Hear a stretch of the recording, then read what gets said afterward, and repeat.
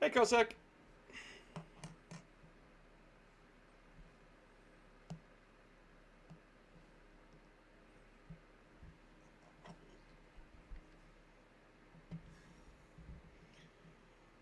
Opinion on the new Dante.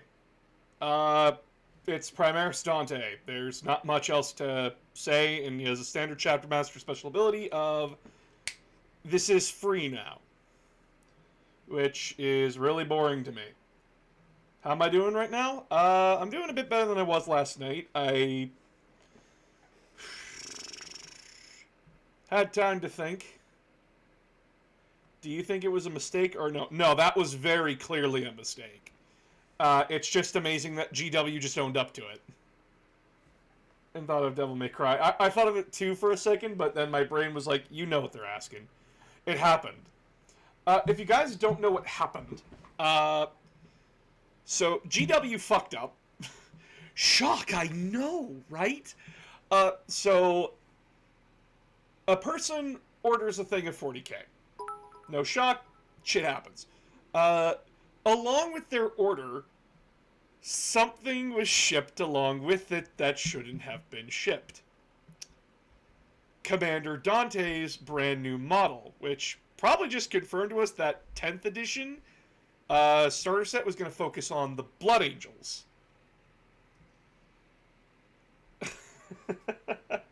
And,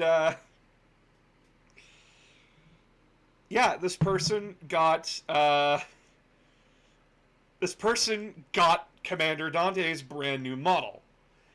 And we're very lucky that the person was also a professional painter. But yeah, no, this was an unintentional leak on GW's part. The warehouse that had it accidentally shipped it along with their order. So fucking oops. So we're probably going to see like some tightening on the GW side when it comes to shipping now. Which, damn it. Now where the hell am I supposed to get my brand new models from, right? Imagine if it was bad. Oh, I would just feel even worse. That would feel bad, dude. So, leaks can be both a good and a bad thing, depending on what's being leaked. Uh, they can either fully change production on something, or it ruins the surprise. I know normally you do things like this for like points, but I was wondering if you don't mind me changing gears and asking your opinion for a new game because I need a shooter.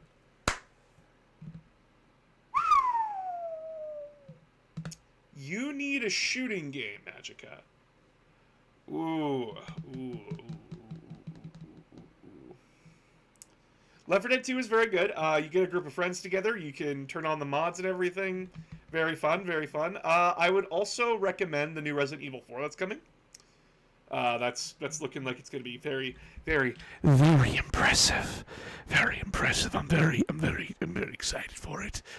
I've already got it set up. Yeah, Payday. Kosik, you're just recommending a lot of old games. Newer shooter games. To be honest, I haven't been playing many. I've mostly been just like... Payday 3 is coming. Oh, that's straight up coming? Sick. Yeah,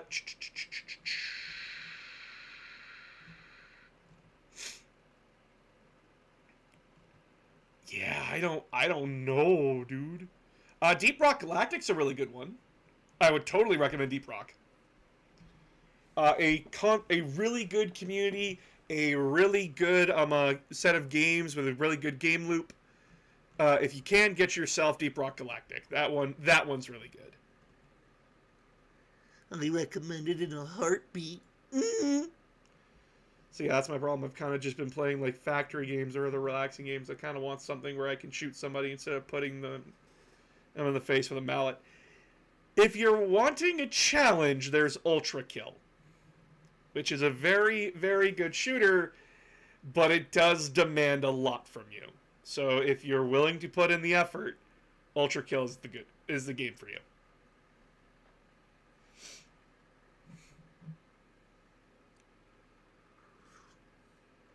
Get comfy. We're gonna be talking for a while. Do it for Daddy Gabe. But what if I want to do it for myself? What if I'm a selfish whore? Huh? How about that?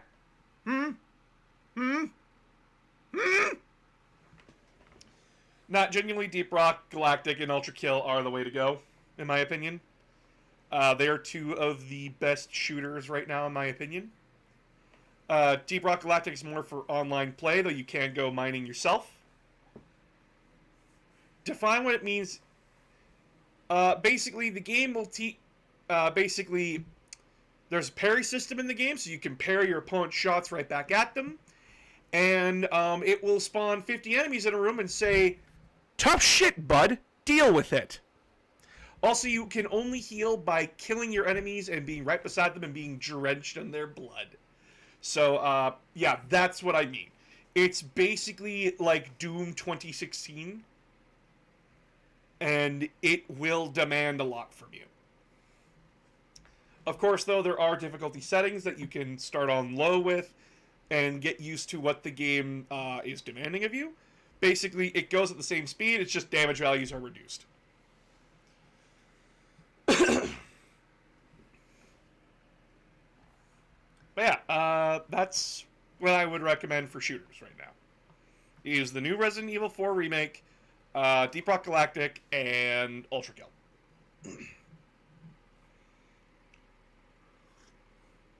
And as for someone like you who just beat Midir the Dark Eater, gotta say, I think you'd appreciate it a lot. If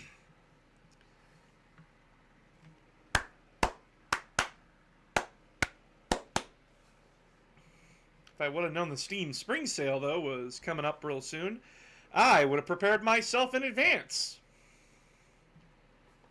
Because, like, there's 1,000 different games out there that I'm like, damn, boy, I want that. I want that. How's my wallet? Oh, that's not good. That's not good. My wallet hates me.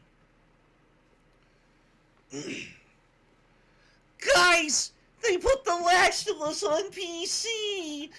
Oh, I can play the same game that they've been releasing 50 times in a fucking row. Oh. It's still $70. Why? Because we upped the game's graphics. Even though they now look like this. Good job, buddy. How are you feeling about Yu-Gi-Oh at the moment? Master Duel has an event going on right now.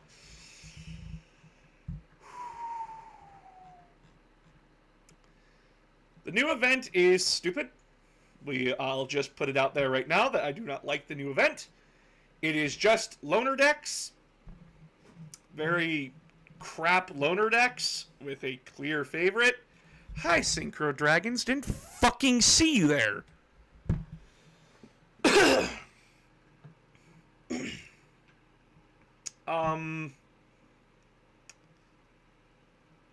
Yeah, no, Master Duel, it's events, whatever. Right now, Yu-Gi-Oh! Is still growing. It's been a very interesting place. I think the loner thing is over. It's a cup thing now. I do not know. I'd have to look at it quick. Hold on. Stand by, chat. We're going in hard.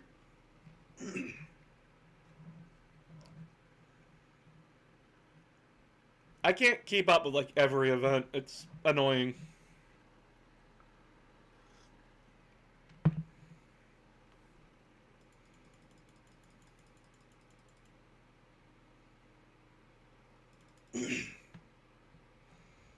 Cool, yes, I know it's your 25th anniversary. Fuck off.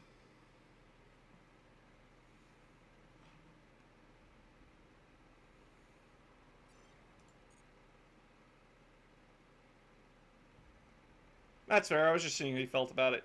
I need to see it before I say anything! Like I said, I don't get an opinion on things if I haven't touched them.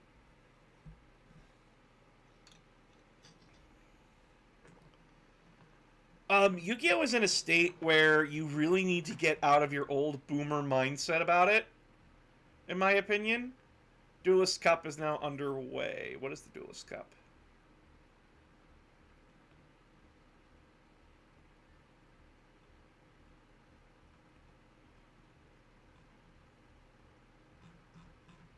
Okay.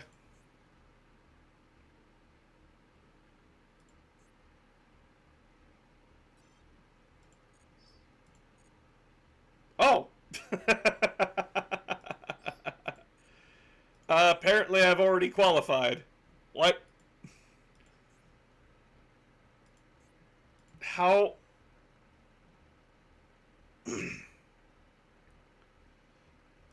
Which Resident Evils would you recommend? Ooh, that's a good question. Any of the remakes are really good right now. So Resident Evil Remake 2 and 3 are really fucking good. Resident Evil 7, so Biohazard, I would really recommend that one if you really want a traditional Resident Evil horror experience. Uh, Resident Evil 8, although is a bit fucking mad, like it's insane with how it acts. It was still a really, really fun romp. I really enjoyed it. And the DLC that did eventually come out for it was really, really good. So, I would recommend 2, 3 remake, and then 7 and 8. And then we're also getting 4 in, like, 6 days. So that's, oh, that's a big one. That's a big one. That's a big one. Really big one. Really big one. It's gonna be a good time. Gonna be a good time. Of course, I will be streaming that for you guys on Twitch here, day of it comes out, which will be on the which will be on the Thursday. Resident Evil 4 Remake comes out on a Thursday. Hell the fuck yes! I'm gonna be playing that. Resident Evil and me have actually had a very wild relationship, I would put it. I remember my very first time playing a Resident Evil game was Resident Evil 5. D&D movie, yay or nay? I'm probably going to get dragged along to see it with my friends, so I will let you know when I watch it.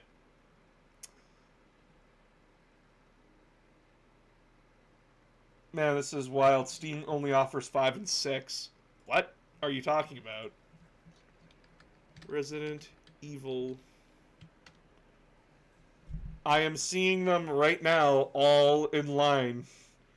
Resident Evil 4, Resident Evil Village, Resident Evil 3, Resident Evil 2, Resident Evil 7, Resident Evil, Resident Evil 6, Resident Evil 5, Resident Evil 0, Resident Evil Revelations, Resident Evil 4, the classic, Resident Evil Revelations 2. Holy shit, that's 77 cents?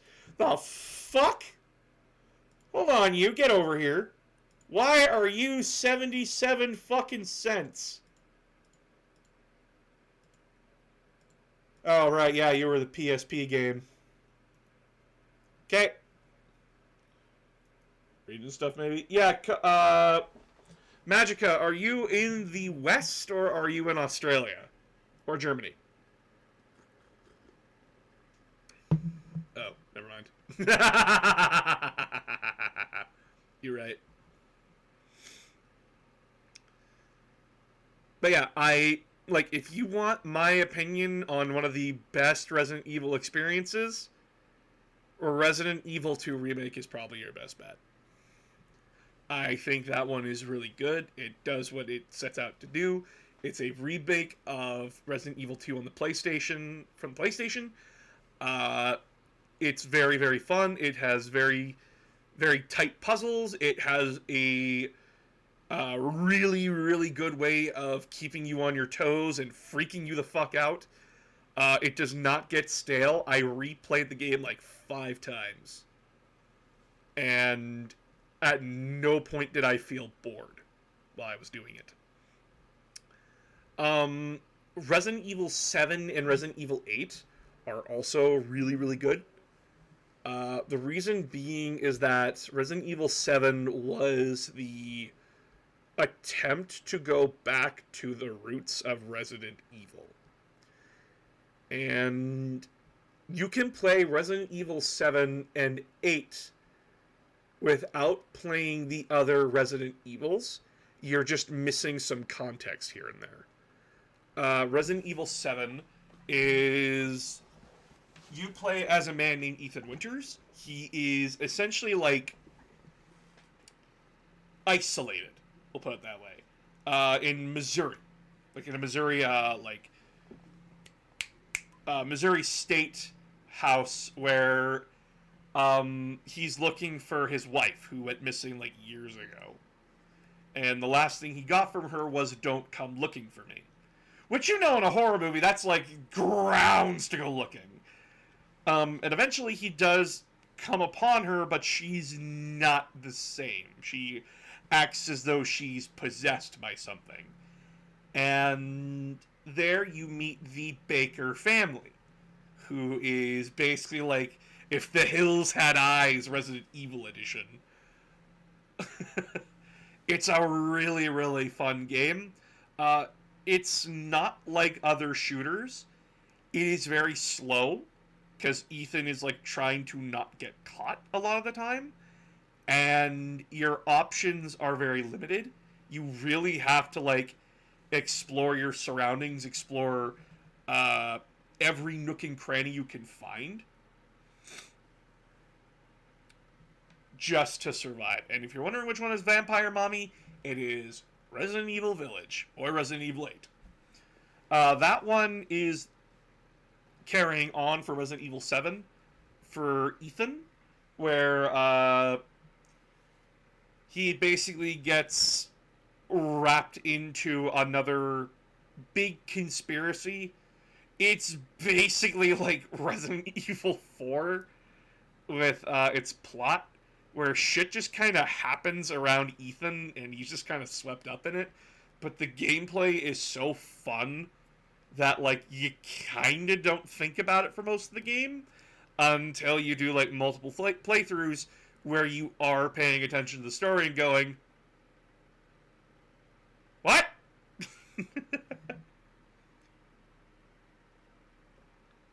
Also, for every sexy vampire lady, there's a fucking fetus that wants to eat you. I do remember streaming it, like, last year, when I was in the 2 years ago, when it came out, and, oh, that was the most scary experience of, that year for me. That was, like, the most terrifying. Where, you're basically put in a section of the game where all your weapons are taken away. You can only solve puzzles. And it quickly becomes a game of hide and seek. And that was terrifying. It's like this fucking fetus creature was stalking you throughout like this little house.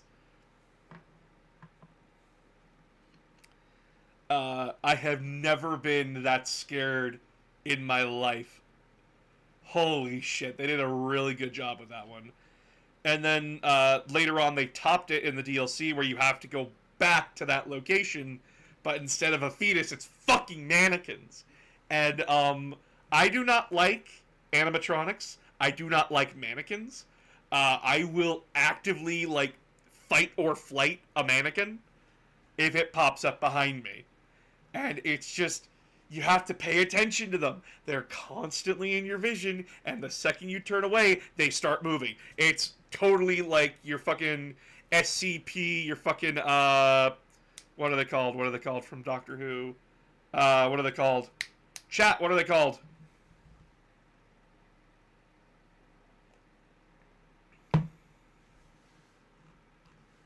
They're like the angel statue things. I don't remember what they're called. What the fuck are they? Ah! Weeping Angels. Thank you! Yeah, so, like, it's basically like the Weeping Angels, and it's so fucking scary. So, any thoughts on Atomic Heart? No.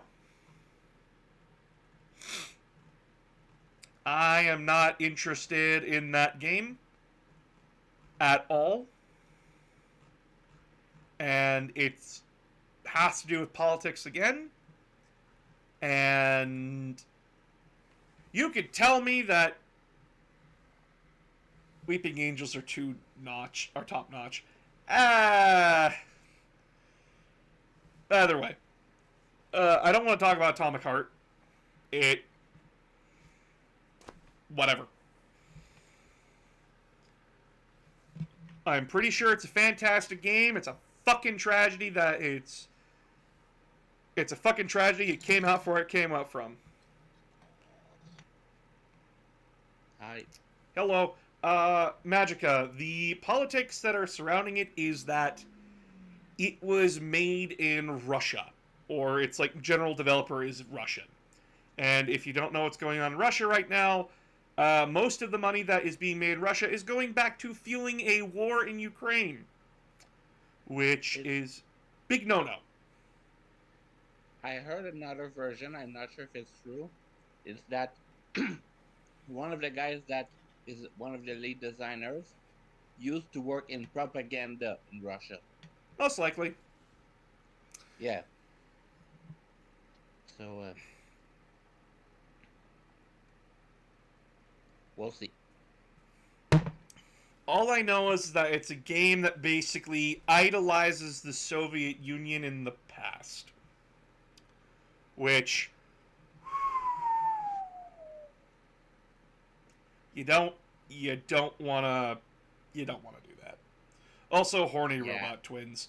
Listen, guys, I know we're all down bad. Can we not fuck the robots, please? Can we not? Well, that's what they were made for. Guys, how down bad are we that I'll buy this game because it has robot tits? You know there's porn on the internet for free, right? You could just... Oh, yeah. You just, type in robot porn and you're done. You don't... If you wanna touch yourself to it, you can do it in the privacy of your own home and, not have to, play a video game to get that experience. That's legit the reason why some people bought it. I know some people were trolling. I know some people were like, but I want to see hot robot mommy. Listen, it's the same as, the hot vampire mommy. You're not going to get any action from it. But, the people that were serious, those are the kinds of people that you see on the bus who, damn well if you left someone alone with them, it would be bad real fast. I feel like playing a video game to do this is way too many extra steps to do that. If I want to see titty, I am just gonna go look it up. The internet exists. The internet exists. It exists. Titties are here, people. You can even pay for them live. I guess the 6 hours thing. Jesus Christ. Aww. Don't say aw. Don't go on me. You don't have to look it up. You can just go to your significant other. That's true. I am a very lucky individual in that I do have a fiance, soon-to-be wife, where I can just go titty, and they go titty, and I go, huh! And they go, bang! And we go, nice.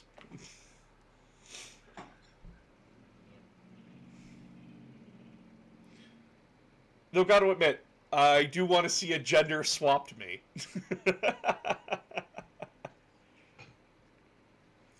Because listen, guys, if I had tits, I take full advantage of it. Take full advantage of it. You can't fucking stop. Agree with possible exception of Bayonetta, one-handed mode, wouldn't use it, but I wouldn't blame others for using it. Is Bayonetta, really that sexy? I get it. She's got the she's got the aesthetic, she's got the moves, but, She got the vibe. She got the vibe, but she's murdering things, and I I'm sorry, I can't disconnect my brain from murder. Like, when I'm on murder mode, I'm on murder mode. I'm not paying attention to her hair being her outfit, and that it, like, goes, like, near close to naked when she's killing things. I'm not paying attention to her. I'm trying to pay attention to the 700 things that are trying to murder my ass. Like, I don't care about her ass and tits at that point. I care about the, oh, fuck! Oh, fuck! Angel, bitch, fuck! That's what I care about. That is my immediate of oh shit moments. Playing Bayonetta is very rewarding, but very fucking hard. Just saying. Oh yeah. Yeah, like God, sex appeal in games is like very weird for me because like I do see the attraction for like a lot of characters. But like my brain isn't going like ooh while I'm in the middle of a fight. I don't just like go out of my way to stare at Cortana's ass while I'm shooting Covenant. Like, what?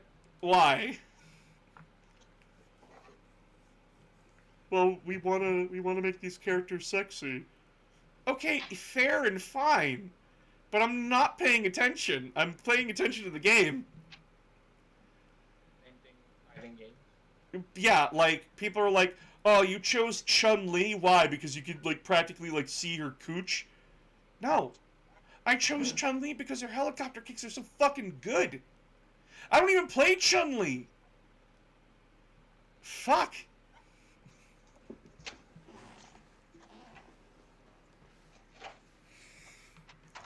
Fuck, who did I play Street Fighter when I tried it out? I think I just stuck with Zangief. Ah, big rapper boy. Yeah. But yeah, like, Jesus Christ.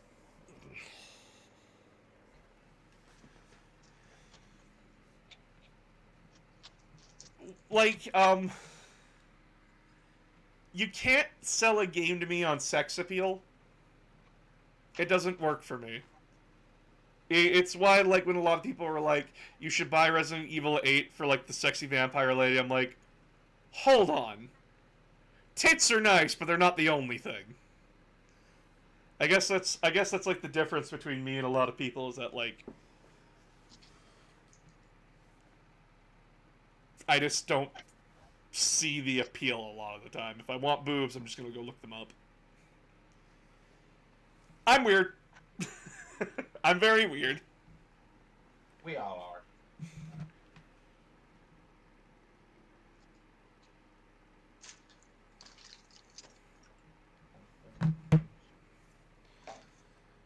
But yeah, like, yeah,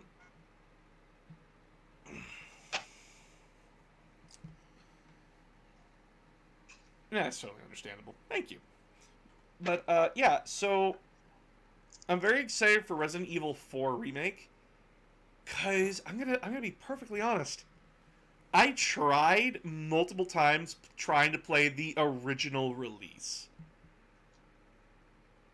And, if you want to keep my brain stimulated in playing your fucking game, you gotta have a vibrant color palette outside of brown, black, gray. Like, the second I saw purple, I was like, "Bleh!" Like, oh my god, a color that's not fucking killing my eyes. Now, a lot of you are probably going to point out, like, but you played Dead Space. Yeah, but Dead Space had more than fucking brown. Now, granted, like, no, I will put respect on where Resident Evil 4's respect is deserved.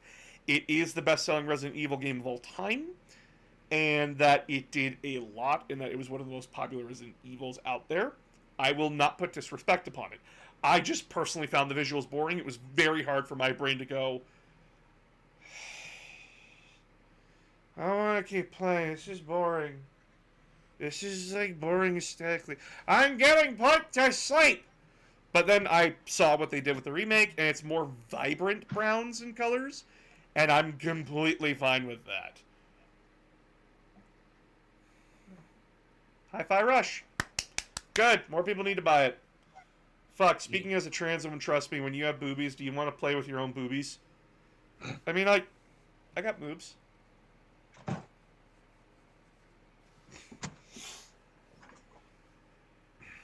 Oh god, it's not doing a RE5 color palette, is it? I was actually fine with RE5's color palette.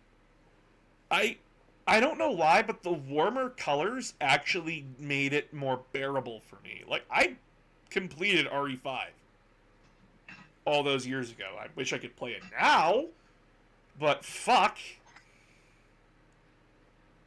Like, guys, Chris Redfield's Bizarre Adventure is fucking great.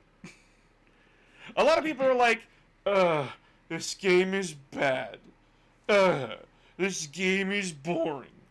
This game is too action-oriented. It is no more action-oriented than RE fucking 4. The only reason people are complaining is because of Sheva and the dumb AI partner.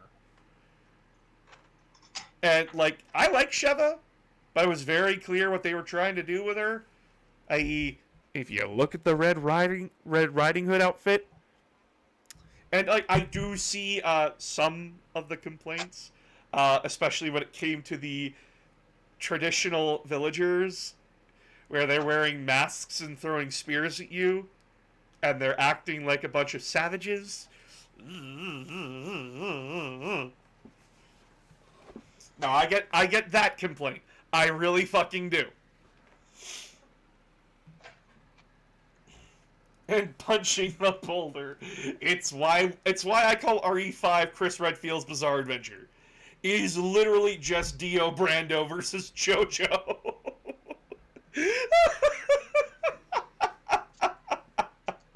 Like, here, I'll find pictures for you guys. I'll find pictures. It's so fucking funny. But I will find them. RE5, Chris Redfield, and Albert Wesker. He's pretty wesky, if you catch my cold. Yeah. Remakes of the little spin-offs would be fun too. Oh god. Oh god, I can't look at this page. There's not safe for work on here. Get me out of here. What did you expect, boss? Like, guys, this is Chris in that game. This is Chris. He's big. He's a big muscle man. Big boy, big muscle man. He's a big boy. And then there's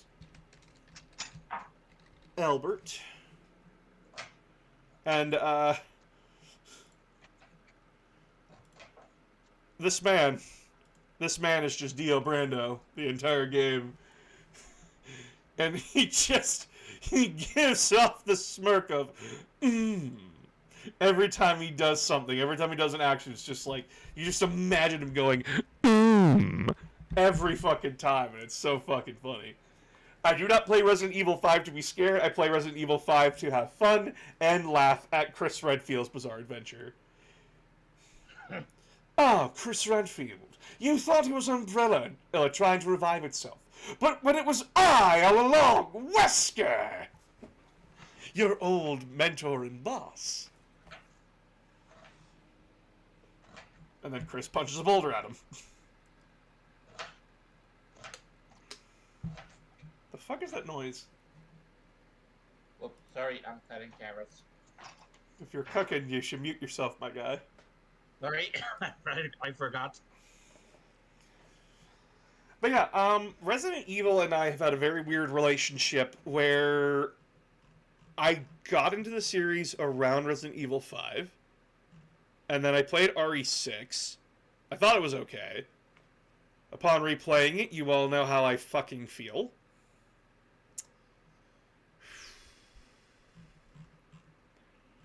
It was a bad day.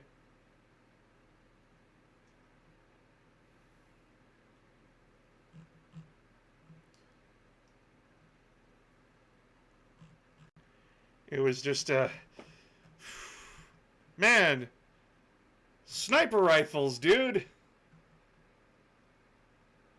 Am I admitting that I'm a JoJo fan? I never said I hated JoJo. I just don't watch it. I never said or implied it was bad.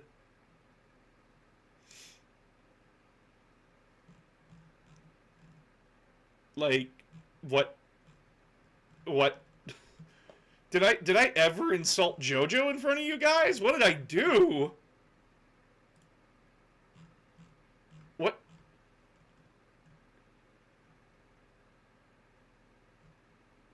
Who?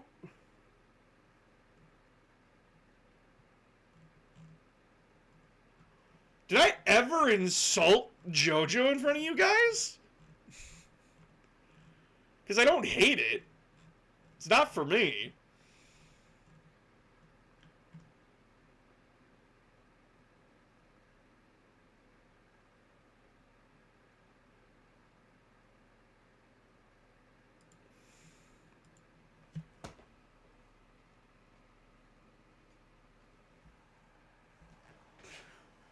Genuine concern. This is just JoJo fan behavior. This is more of a prelude to one of us chanting. Ah. No, I've watched, out of JoJo, I've watched up to Stardust Crusaders, and that was it. And then I lost interest. It's just it's very hard for me to get interested and involved, and after Stardust Crusaders, I think that's where it peaked, and that's where it stays. For me personally, I don't know what else to say. I make jokes about wanting to see my fucking snails, because there's just someone's power is turning people into snails.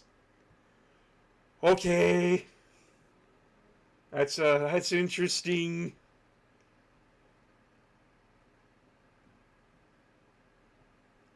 But yeah, and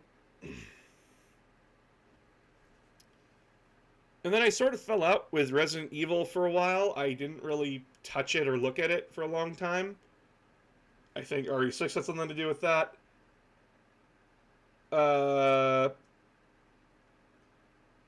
Then when RE2 Remake came out, I was back into it full force.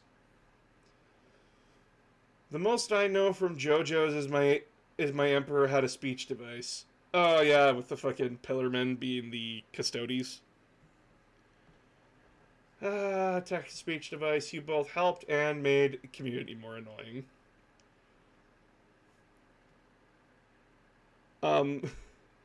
I don't... So, something that actually is a pet peeve of mine is where people will quote text-to-speech at me, and, like, it's funny the first time, but after hearing the joke a million times, I'm about ready to fucking murder somebody. It's like constantly being poked with something over and over again for me, and it's driving me up the goddamn wall. Yes, it is funny that the Emperor is a bad dad.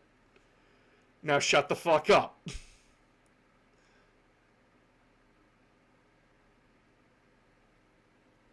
Oh my god, like... I will use GIFs to tell jokes because I like the reactions from them. Like Dorn's, no, is always like the perfect way to say no for me. And then I'm like, that's disappointing. For Magnus is just perfect for me. Plus, like, if I really had to nail down my favorite episode, it's the second Yu-Gi-Oh episode. That was peak comedy for me. Because it's just like, I always wanted to talk to Luigi. And then just Magnus getting more frustrated with the custody captain. Oh, that was funny.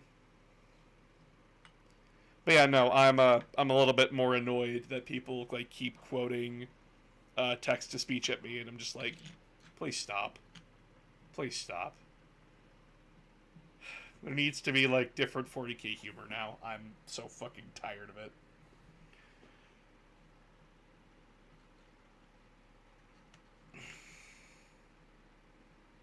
I'm just so fucking tired of like 40K humor outside of like the shit that I find funny, but then I'm a deep diving lore nerd, and the shit I find is genuinely hilarious. And then like people are like, "What? That's dumb."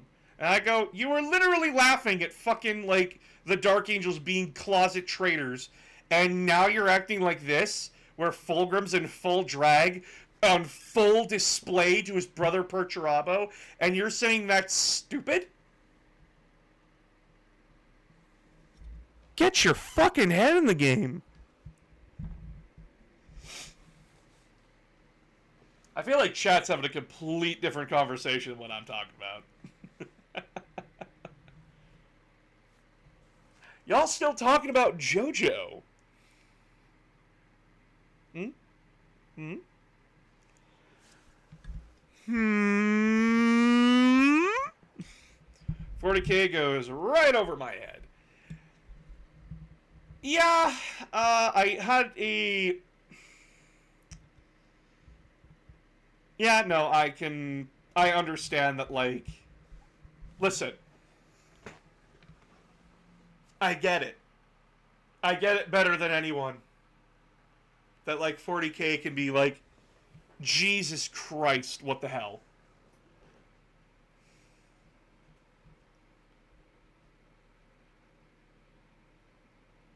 Oh, no, that one was funny, too. Oh.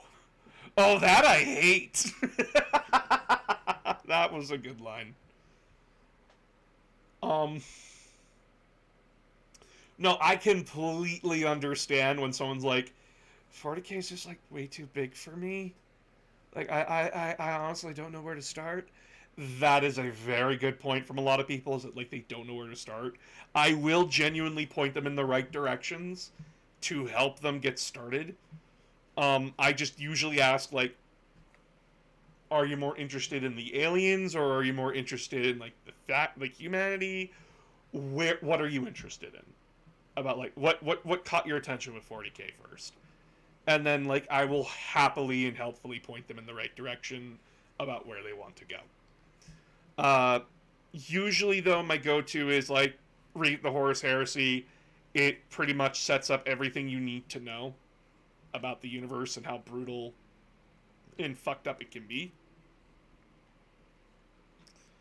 If in failing that, read the Plague War trilogy. I like my Dead Metal boys. And the Diviner and the Infinite and the Divine book is really good. If you're a Necron player, I highly recommend reading that book.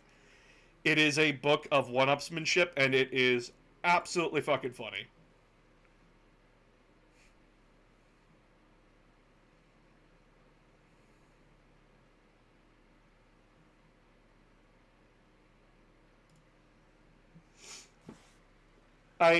Oh my god, though, there's this one guy who commented on my fucking video from yesterday. And the fucker tried gaslighting me. I'm just like, what are you talking about? Not something I expect you to already know about, but I suspect it's similar to how I feel thinking of getting into Gundam. Yeah, Gundam is... I am not going to put down Gundam. It has its place in culture and history, but holy shit, I don't know where to start. And it's very hard for me to get invested in it. Like, I learned that Scott McNeil played a villain. And I'm like, shit, what does he do? And then he screams, oh, you're no different than me. You're just a terrorist who says he's trying to eradicate war. And that will genuinely go down as one of my favorite lines of all time. I'm not ready, boss. Oh, you got this. Which universe, year, or story arc? Exactly. 40K has an advantage in a lot of ways, that it's one consistent big-ass timeline, and you can genuinely jump in anywhere and have a good idea about what's going on.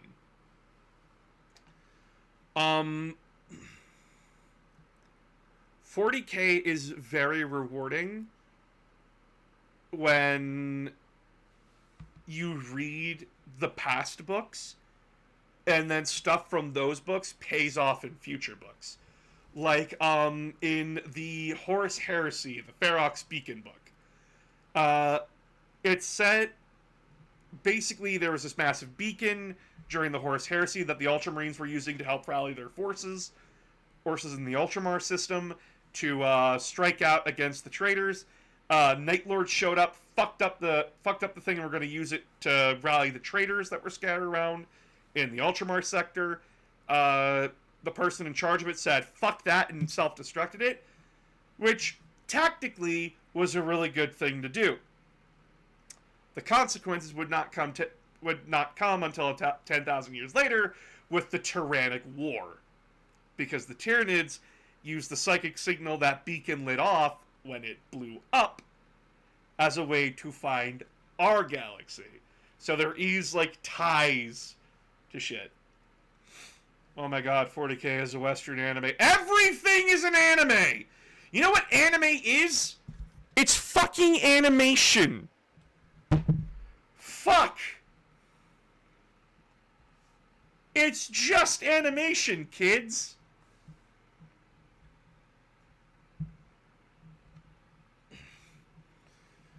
Oh, this isn't anime. No, it fucking is. You know what an anime is? It's a cartoon. Anime is cartoon. It's a cartoon with an aesthetic and style, but it's a fucking cartoon. You know what Japan calls our cartoons over here in the West? Western anime. I want to hear fuck all. You know what it is? Anime is cartoons. Cartoons are anime. I will not have this fucking discussion because it's so fucking stupid. And these anime purists out here who are like, oh, Avatar isn't an anime, it wasn't made in Japan. Are you fucking kidding me? Half of anime isn't made in Japan. Most of it's made in fucking Korea. Are you fucking kidding me? Does One Piece count as anime? Because most of its fucking animation is outsourced to Korea? I mean, there's Chinese anime. Chinese cartoons, and also I don't trust anything that comes out of China at this point. Granted, I don't trust anything that comes out of most places now.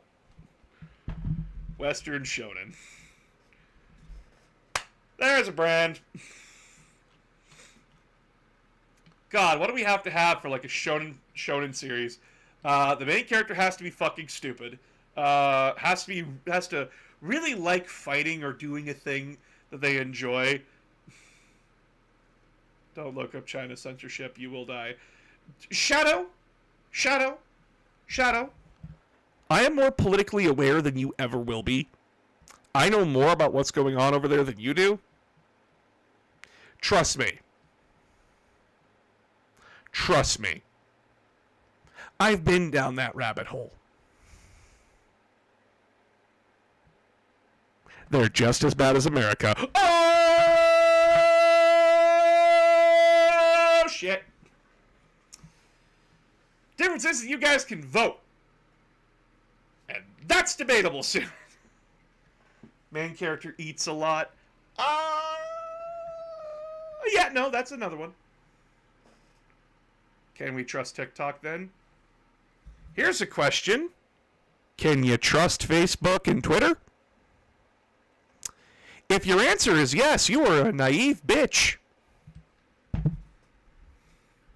The censoring for anime, I mean, boss. What? What? Humans aren't filled with cream filling? Like, what's your problem here? What?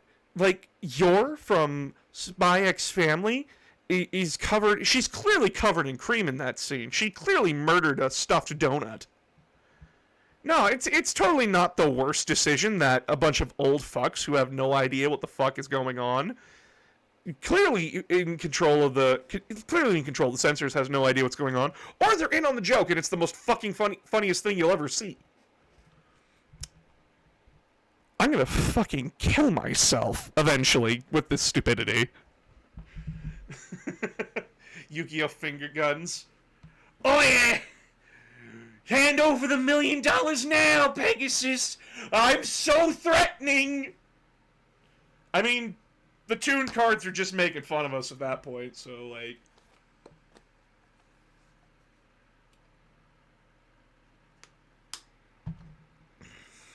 God, can I talk about this for a minute? I just need to talk about, like, how fucking insane Yu-Gi-Oh! Is, and that, like... I like making fun of Yu-Gi boomers. I really do. Because, like, it's just fun watching them cry. People are like, oh, Yu-Gi-Oh! Was so dark back in the day. There's a lot of stuff in it that was really dark and edgy, and that's what made it good. A man who was bred to be a fucking... The man who was bred to be a child soldier to guard over the pharaoh's tomb, whose father abused him emotionally, mentally, and physically for years, creating a dark persona that, like, worshipped pain and death, was nearly taken out by a guy who rolls fucking dice. A man who had witnessed the death of 1,000 prisoners to make the Millennium Items possesses a man the shape of a twink who gets one-shotted by a side character and is carried off in a far retreat. Are we all watching the same show? Do we all not forget? Did we all forget, like, Swordsman a fucking Landstar somewhere along the line here? Fucking Beaver Warrior! Yu-Gi-Oh! Was as serious as any other shonen anime is. Yes, there are times where the stakes are high, Yugi is put on the back foot, the enemy is pressing their advantage, and then there's a scene where a fucking hammer that's a squeaky toy comes out. And that's the winning move in a duel. Are you fucking kidding me? You know what's the only series that played it fucking straight the entire time about how serious the situation is and how fucked humanity is? 5Ds! The motorcycle one! And people say that one is bad! What? Why is it bad? Because motorcycles. That's the coolest shit ever, you stupid fuck.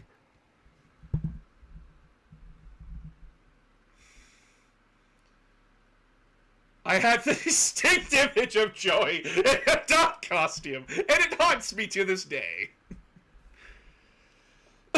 Like, I had someone argue with me that Yu-Gi-Oh's art style lost its consistency. Were we playing the same game? Were we playing the same game? I'm sorry. Hungry Burger. I am so serious as you look at my burger with teeth. Swordsman of fucking Landstar. For every fucking Jinzo, there's a fucking flying dragon of the fortress. For every dark magician, there's a Frog the Jam. There is no consistent art style with Yu-Gi-Oh! There never has been. Yu-Gi-Oh! Is great in that way, that we can have these epic, grand monsters who live in an apocalyptic future. Birds that want to go on vacation. The gods of the Norse Aesir have come to judge humanity in all of its crimes against them. Tiny dolls named after desserts. And tell me, which one's more scarier to you upon reflection? I'm going to tell you right now, it's not the gods. Gods didn't even make it into the top 10. Yu-Gi-Oh! Is stupid. But you want to know something else? Everything in media is fucking stupid. But we get invested in them because they're fun. Like, I have to bring up the Act Man again because he did a whole thing on Yu-Gi-Oh! And he said, like, what would you rather play? The deck with, like, all the really cool fish and, like, water monsters and sexy mermaids, or Madolche? I'd play Madolche in a fucking heartbeat. Madolche looks fun. Your mermaid deck is shit. It looks gross. I hate it. Also coming from a person who only played burn decks, so he wasn't even really playing the game at all. My favorite random comment about the first series is that Yugi definitely has childhood trauma from playing against his grandpa's Blue Eyes in Exodia deck. Oh. Oh, I've never beaten my grandpa. Yeah, I wonder why, you little shit. Your grandpa was playing fucking Exodia and stalling you out for like 10 turns. Jesus Christ. But yeah, no, I hate this. I hate the argument about, like, a lot of things is that, like... Yu-Gi-Oh's complicated. It is no more complicated than Magic. You have to fucking read at some point, guys.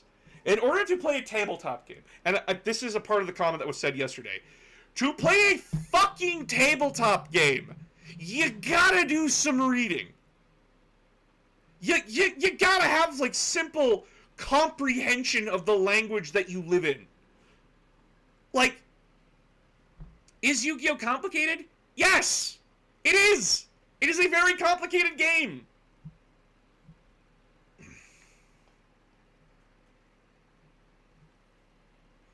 But... Read, you stupid fucks! Game is bad because complicated. I will give you a stick and a stone. Go figure it fucking out for yourself. Complex does not equal bad.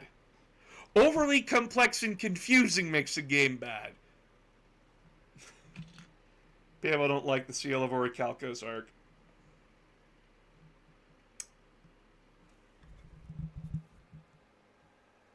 I should not have to look at a main arc villain and say that his entire motivation is because he wants the world to turn into furries.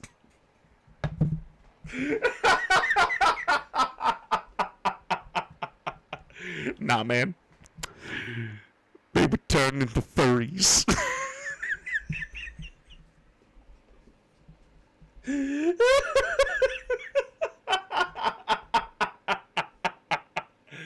Taka, holy shit, bud. Oh, my fucking god, I love him. I think it's mainly the complexity versus accessibility argument. Just because something's complex doesn't mean it's inaccessible to people. Nothing is inaccessible! Think about how many times, like, you've jumped into a game and you were confused for the first thing. Confusion is a part of learning. You're not going to get things on your first try. You gotta learn to play. I will always go through the steps with people on how to play, like, Warhammer or Yu-Gi-Oh! Like, I broke down Warhammer today. It is simple as this. Command phase. This is where special abilities, where your commanders can do stuff. And you get special points called command points. That you could spend at other times during the game. Movement phase. This is where you can move, you can run, or you can perform certain actions during this turn. Psychic phase. You cast magic. That either hinders or helps. Shooting. It's self-explanatory. Charge. It is also self-explanatory. Punch. It is self-explanatory. Turnover. Honestly, I didn't need 30 versions creatable, but I want them. Then you do it, bud. Blue Eyes White Dragon based off of a girl and dated Kaiba's ancestor. Yes! No one talks about it, but Kaiba wants to fuck a dragon. Like, oh, Yu-Gi-Oh's so dark, Yu-Gi-Oh's so dark. A man literally wants to fuck a dragon so bad that he makes a fucking jet to sit in its fucking head. Man can't get head from a dragon, so he's gonna live in its head. Jesus fucking Christ! Yu-Gi boomers are so fucking trash, dude. Their opinions are garbage. If they say, like, old Yu-Gi-Oh's the best, you slap them upside the head and say, yeah, no, I don't like attrition warfare games. Fuck you. Get over it. Mystical Space Typhoon's a card. You can't lock me down. I mean, he's 16. Fair. Well, I mean, he's like over 20 in GX. How many years does GX take place after original Yu-Gi-Oh? How long of a time jump between Duel Monsters and GX? He is 26 by the time Yu-Gi-Oh! GX comes out. Nope. 10 years, motherfucker! 10 years! Kaiba's 26, still can't get head from a dragon. Wait, does that mean he technically killed one of her sisters or a part of her soul when he ripped up that card?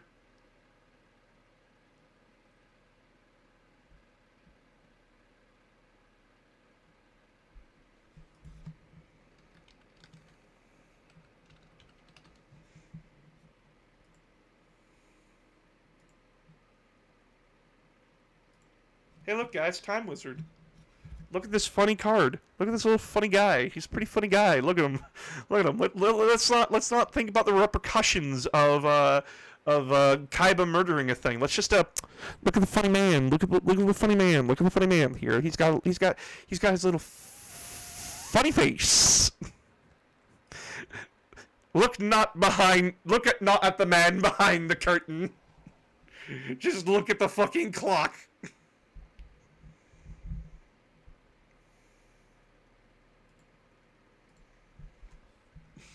The fact there's really only 4 blue eyes in the whole world seems so weird.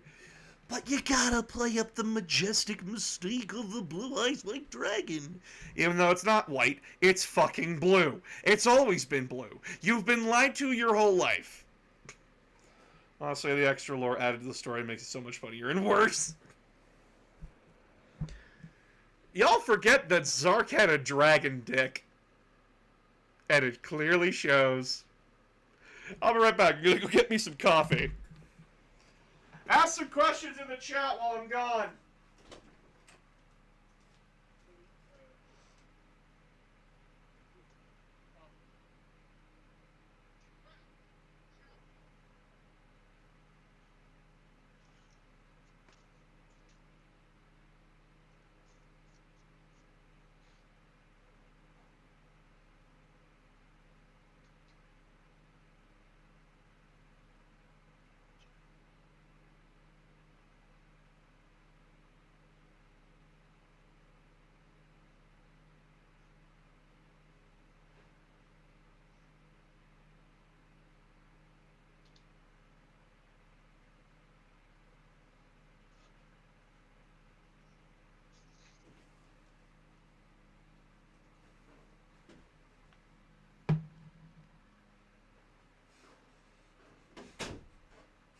Can't just say that and leave. What the hell?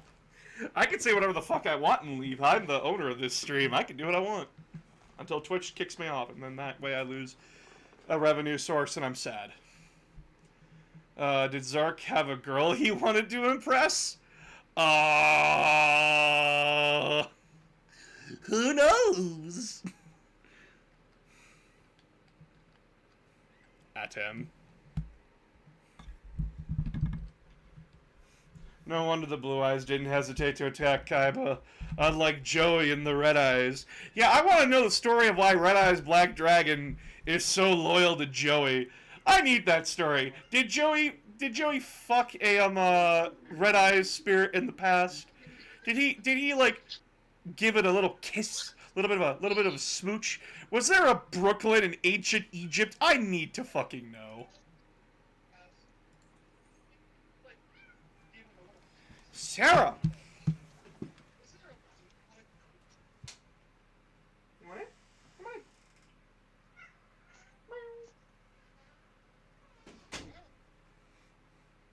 boss knows the win. What? Cat. Chat, it's cat. It's the baby. It's the baby. Oh, she's Look so at her. adorable. I just want. She's so cute. I just.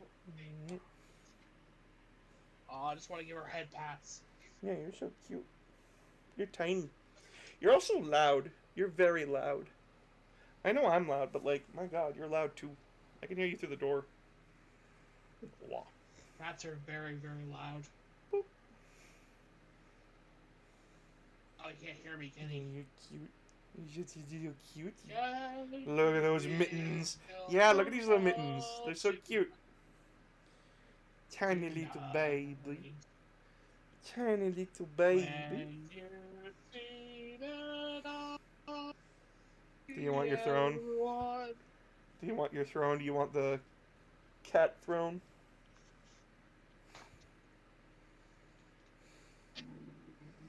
You want the cat throne, baby, or you want to hold my hand? She's holding on to my hand. Like she's actually holding on to it. You want to go on the chair, baby? You want to go on the chair? Bleach is great. Bleach is okay. Yeah, you can go on the chair. Don't worry about it. You just go hang out on the chair. I'll adjust it for you. No. Hold on. I'm getting the chair ready for you. Hold on. I'm working on it. Look, it's heating up now. I turned on your seat warmer.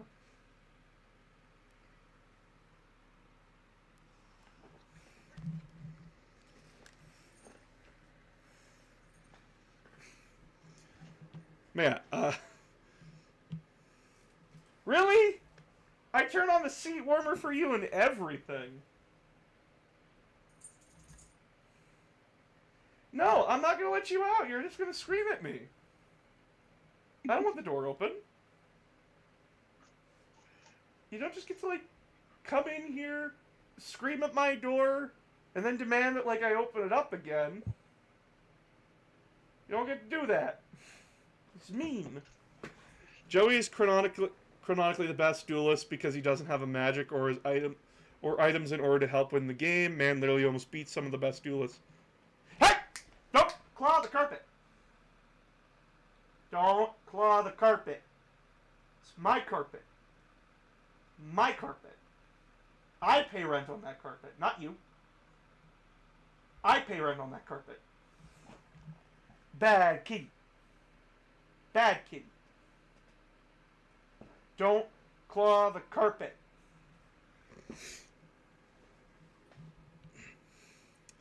Yeah, no, Joey is unironically one of the best duelists out there. Sure, he has, like, more losses than Yugi and Kaiba, but, like... No, down, Sarah! Down!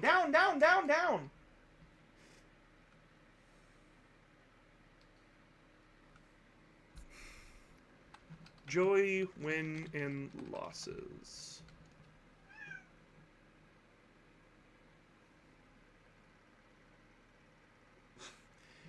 If I let you out, you are not allowed to start screaming at me.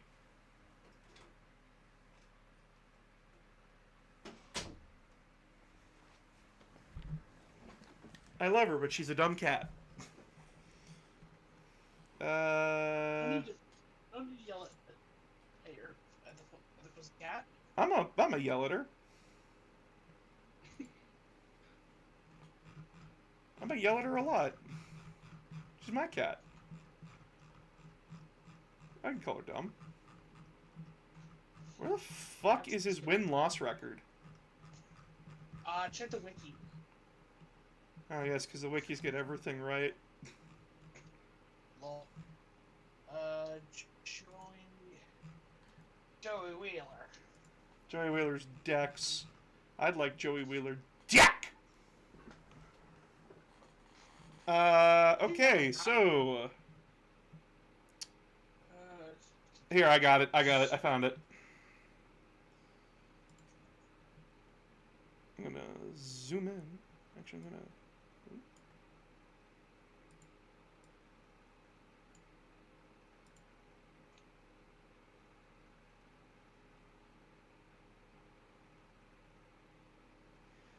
So, oh my god, ads, get off my fucking screen. Jesus Christ almighty. So, he lost to Yugi in episode 1, lost to Taya 4 times! Oh, holy shit, chat, keep a record of this. So he has 1, 2, 5, so 6 losses here. 7, 8. He has 8 losses in season 1. And then he has 1, 2, 3, 4, 5 wins. So he has 10 losses in season 1 and 5 wins. So he's got a 40-60 win rate. Versus Duke Devlin? Oh, Lord. Yeah, he lost 11 times at that point. We do not count losses for cheating, so that will not be counted. Because this would be either a no result or a win for Joey because his opponent cheated. So that we don't count that. He's up to win. So this is 6, 7, 8, 9, 10. 10 wins. But then we add an extra 2 losses because Yugi and Kaiba. So he is at the 13 losses, 10 wins. He loses to Yami Merrick because of a disqualification. However, this is stupid. I would have counted this as a win. But fuck you, Kaiba. So, yeah, this is a... The duel was actually a lot darker in the friggin' manga than it was. Yeah, everything's darker in the manga. True, boss. So that's 14, sadly. Seto Kaiba is 15. Though it is not shown, Joey has his Red Eyes Black Dragon back during the Orichalcos and further arcs. So this is actually a win. You can't skirt by me on this one, you fucking loser of a site. That is 14 wins for Joey at 16 losses. So now we're back in Battle City. Oh yeah, with the, this one does not count. Because this was a non-legal duel.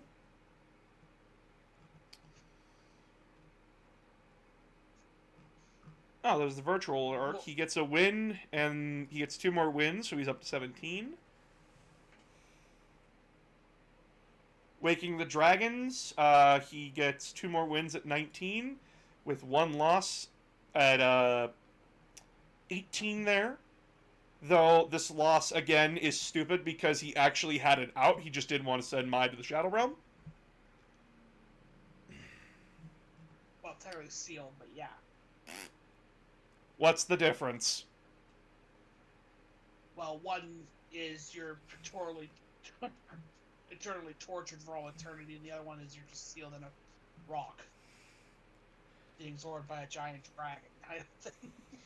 So he's at 20 wins, and he'd be at 21, and then this would be 20 for losses.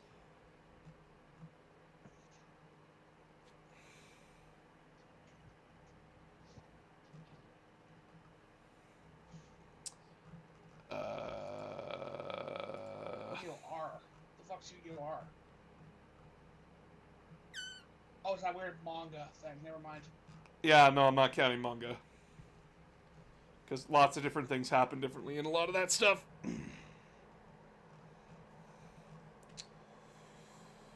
So yeah, Joey has a pretty solid 50-50 track record of wins and losses. Which for a lot of people, that's like, oh, well, he loses, like it's a coin flip if he loses. No, that's actually pretty fucking good that his track record's like that. a lot of people don't know this, but a lot of the best Yu-Gi-Oh players out there don't have like 70 to 30 win-loss ratios. A lot of them usually have like 50 to 60. And that can throw a lot of people off because they're like, but you're the best player in the world. Yeah, doesn't mean you can't get a bad hand. What's your thoughts on the IRL Legendary Dragon cards? I think Critias is interesting fusing traps.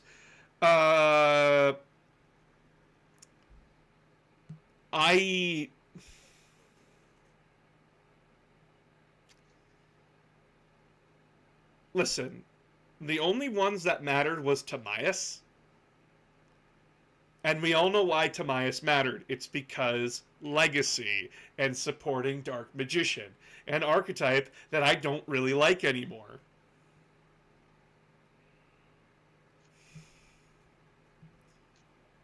I do not like the Dark Magician archetype. I do not like the Blue Eyes archetype. I make fun of both of them. And then there's the Red Eyes archetype, which just makes fun of its fucking self. Our most recent card was Red Eye Soul. Why would you print a card from the manga? That was basically him getting hit with Rocket Warrior. Why would you do that? There's like constant stupid fucking decisions. Why? I mean, we did get freaking Paradox freaking support, so you know. No, that's actually cool. Gate Guardian deserved way fucking better than that. And now that it's actually getting the support it fucking deserves, hell yes! Everyone was like, haha, Gate Guardian funny because he's bad. And now Gate Guardian got support! Fucking finally! Even though I'm not a big fan of the Paradox Brothers, I still like their freaking deck. How dare you, the They're Paradox, amazing. the Paradox Brothers are fucking beautiful, and I will stand them. Every fucking second I can get. Standing the Paradox Brothers. Para and Dox. Good shit. No, I like their deck, but just the rhyming after a while just makes you want to freaking throw a card at their head like Kaiba does. I love their rhyming.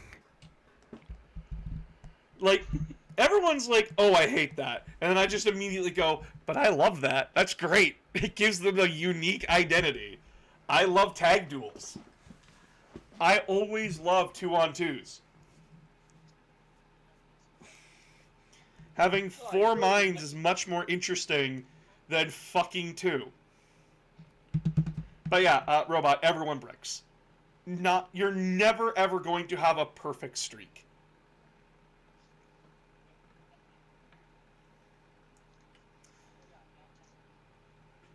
Love those ideas. A 2-on-2 battle will always be more interesting to me than a 1-on-1. One of my favorite duels, actually, from the original series is the duel between Yugi and Kaiba versus the 2 masked guys. And the rule set there was interesting. You can't share strategies with your ally. And that, like, you could do stuff to fuck over your ally. I really like that. Their deck was interesting too. It was built to just completely counter everything that they tried. Well, yeah, because they were cheating. Well, yeah, but imagine they had continued on with those mask cards.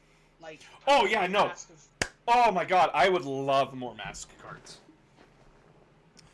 I would love Yu-Gi-Oh! To try its hand at an archetype based on equips that don't make me want to fucking kill myself, because Noble Knights are a thing. And no matter how much I love Noble Knights, they will never be fucking good. Also, can you mute yourself? Can you, like, turn me off or down or something there, Zach? I can hear myself in the background, and it's driving me fucking crazy. sorry about that. So my apologies. Maze Duel by Gate. Still wish we got a mode for maze monsters like the Gate Guardian. Guys, I can just tell you how to do that now.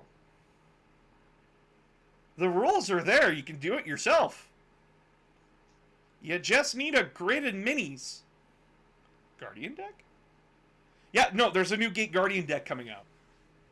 And, like, it's actually pretty interesting. The fusions actually take off of the what happened in the freaking show, actually. Like, we got new ones on the way. So, if you're wondering what Gate Guardian is, Gate Guardian was a Season 1 card where it was 3 level 7 monsters strapped into one, and they were bad. Like, this is terrible. It's a level 11 monster that just does nothing. By the way, the 3 things that you need to make it all block 1 attack each. You're going -3 for nothing. Is bad. He's a very bad card. But now we have new cards on the way, but they're based on the Maze and Labyrinth stuff. Ta-da! You got Labyrinth Heavy Tank. You got Shadow Ghoul of the Labyrinth. Gate Guardian. Guardian combined. Gate Guardian of Thunder and Wind. Gate Guardian of Wind and Water. Gate Guardian of Water and Thunder. Labyrinth Wall Shadow. Double Attack, Wind and Thunder. Prey of the Jurai Gumo. That is 1,000 times more interesting to me than further fucking Blue Eye support that is not needed. Holy shit! Thank you, Aramis. Ooh! Just print me all of the villain decks. Please. God, I'm begging people at this point. We have so many villain decks that we never fucking got. I would love a slot machine archetype. I would love more of, like, fucking Viper's Venom deck. I would love the Venoms to actually be good. I would love Bastion Misawa's fucking Magnet Warriors to be added in. Delta and Sig... whatever the fuck they're called. What about the Pharaoh deck from freaking the Shadow Riders? That deck already exists, and it's garbage. No, but I mean, give it more support than just those fucking You cards. cannot make that deck good if you tried.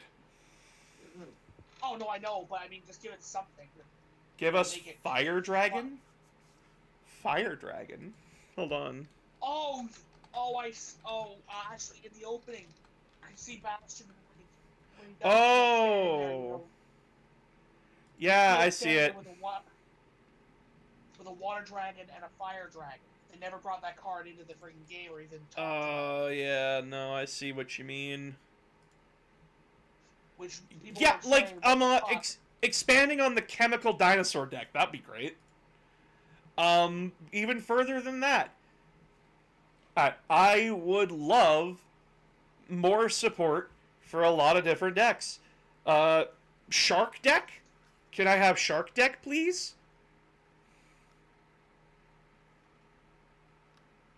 Dude who beat Yami during the Aramis, I'm gonna disappoint you. I'm gonna disappoint you right now.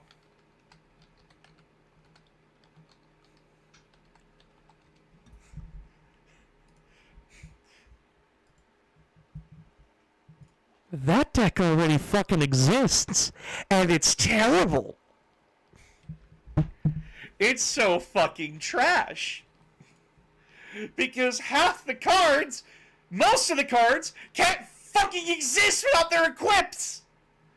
You know what's even fucking sadder? Their equips were used more than the actual cards. One of their cards is currently banned because it's so fucking stupid. But now that that card is banned, this bitch can't exist anymore. She cannot exist because her fucking card is gone. You can't even Wandering Monster appears her. Like, here, I'll go find it. Yu-Gi-Oh! Ban list. Forbidden and limited cards. Where are you, Butterfly Dagger, Elma? Yeah. Here it is! Found it! Decks. Never caught. You want to know why this... So, Butterfly Dragon... I need to go find it, actually. Hold on. One sec, I will find it. Oh, actually, another deck I would like to throw is Valen's deck. That would have been fucking amazing. Those cards are coming. Wait, what? Armor cards are coming. The equipped monster gains 300 attack. When this card is destroyed and sent in the graveyard while equipped, you can return it to the hand. So, essentially, this is what you would do. There's a card called Gearfried the Iron Knight. When an equipped card is equipped to this card, destroy the equipped card. This is a permanent stat upgrade. It does not say the equipped monster gains 300 attack, but loses it when this card's destroyed. It's a permanent thing. Not to mention, you could actually stack this with so many different things thanks to this idiot. And this is not a once per turn. This is not a soft once per turn. This is as many times as you have the card in your hand. So what people would do is that they would get Magical Library or Supply Squad, and they would either keep drawing or just burn your opponent to death. Or they would keep stacking the problem over and over and over and over and over again and go for a bullshit OTK. There's a reason why this card will never get off the ban list. It loops too fucking much.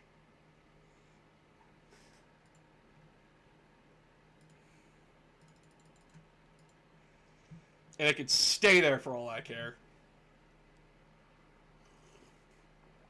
Nope. It was a part of a bullshit OTK.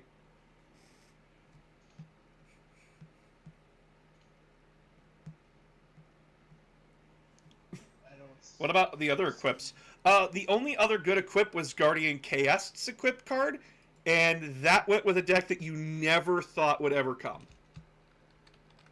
Like, you never thought it would work in, but it surprisingly does. Balance.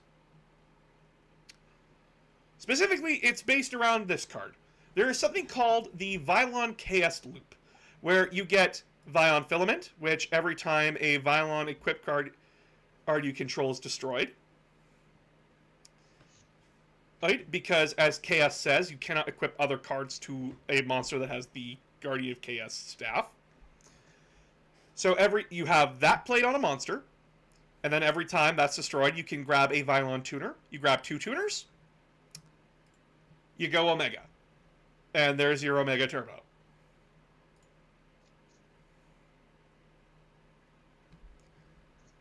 And cool abilities, they have their anime effects and they're all garbage because they need their fucking equip cards. But here's the thing, you can't summon the monsters if the equip cards are not in the field. And so what does that mean? You have to play the equip cards on your opponent's monsters to summon these things. Not special summon. Normal summon. If I was playing DDD and the only way to get a monster out in my deck was that that my opponent had to be given a fucking card, I would kill somebody. That is all the Guardian deck is.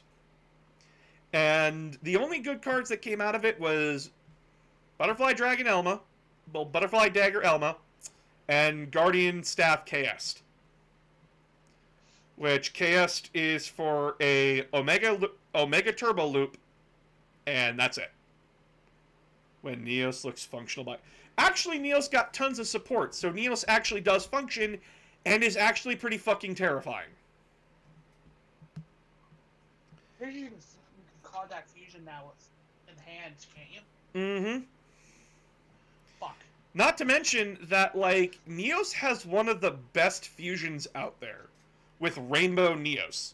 a card that does non-targeting, non-destruction removal. It bounces everything back to the deck and is a 45k beater. Add that with fucking like a double attack, and you got a creature hitting you for freaking 9k. The only problem with Rainbow Neos is that you have to run Rainbow Dragon, which there are plenty of cards to get around that, i.e. Elemental Hero Prisma, which just discards a card from your deck, copies that card. Oh, look, Rainbow Neos. Have fun. Is it consistent? No. Is it fun as hell? Yes. Will it make your opponent flip the table? Oh, fuck yes. There are tons of fun strategies in Yu-Gi-Oh! To try. There's a lot of decks out there that are from the anime. And a lot of them are both good and bad. There's still Galaxy Dragon still gets support now and then because it's pretty popular. I mean, people love Kite because of him and his number hunting deck. Yeah, they don't even do what they originally do anymore, though. They're supposed to be an anti-XYZ deck, and now they're not that anymore. Well, they do still technically do it in the fucking Duel Links, but yeah, no, I agree. Yeah, no, Duel Links is a monster in and of itself, and when fucking Volcanics can come in and cause a problem for like years upon years on end, I don't want to hear anything about Duel Links. Volcanics need support too. I would love to see a freaking. I will tell you what Volcanics will do if they get support. Oh wow, that's a nice first turn kill burn loop. Screw you. Runs Overdrive Turbo and has an 11k beater with a whole board clearing move. All I know is when we first met the Gravekeepers in the anime, that assailant was an anime oh yeah. No, Gravekeeper's assailant was really ooh.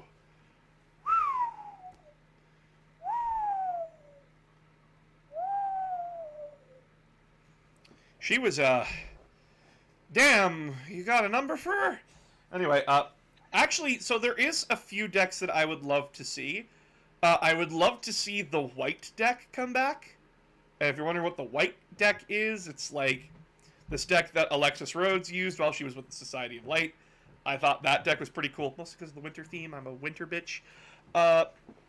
There was the Servants of... Fuck, what are they called? Servants of the Earthbound Immortals, which was a really fun and cool Synchro Fusion deck. God,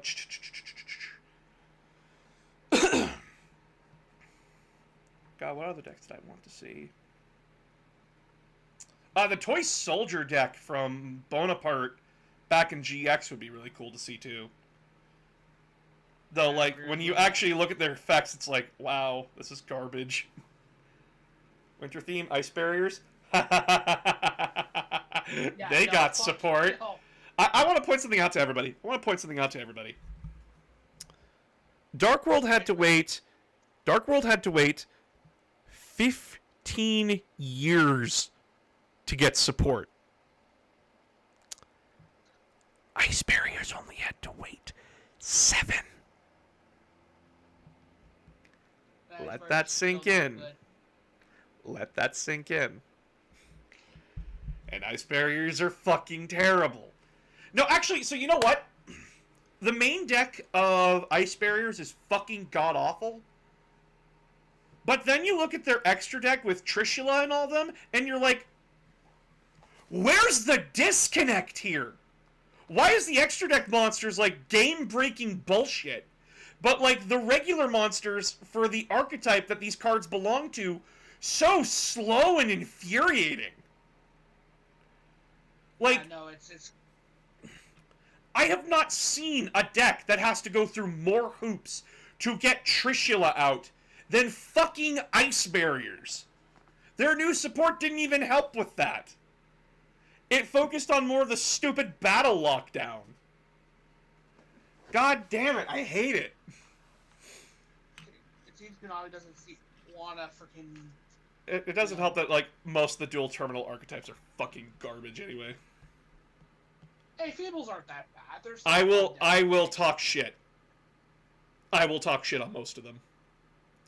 Allies of Justice? Really, think about Allies of Justice for a second. What were the only 2 cards that were good for Ally of Justice? Both dogs. The dogs were the only good cards. And then the rest of Allies of Justice were garbage. Worms were decent. Worms were decent for the time. And then there's Flame Bells. Those were trash. There was the fucking Wind deck. Which was trash. And then next thing we knew, there was Gen X, which, if you ever watched the War of the Worthless tournament, that shit was funny. Because a man literally looked Rada dead in the eye and say, I'm about to give you a fucking heart attack.